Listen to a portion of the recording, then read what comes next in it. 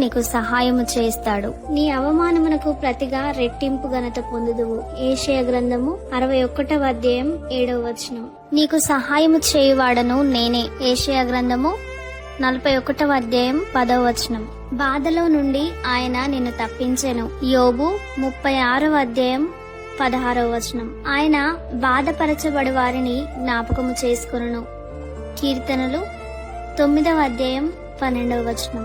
నీ కుడి చెయ్యి నన్ను ఆదుకొనని సాత్వికము నన్ను గొప్ప చేసెను. కీర్తన 18వ అధ్యాయం 35వ వచనం.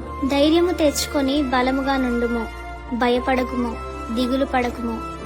దినవృత్తాంతములు 22వ అధ్యాయం 13వ వచనం. నా కృప నీకు చాలును, బలహీనత యందు నా శక్తి పరిపూర్ణమగుచున్నదని కొరింథీయులకు రాసిన 2వ పత్రిక 12వ అధ్యాయం 9వ వచనం. యెహోవా నా ఆశ్రయము, నా కేడము, నా హృదయము ఆయన యందు నమ్మికయుంచెను గనుక నాకు సహాయము కలిగెను. కీర్తనలు 28వ అధ్యాయం 7వ వచనం.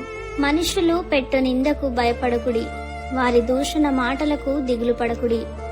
యెషయా గ్రంథము 51వ అధ్యాయం 7వ వచనం. మనము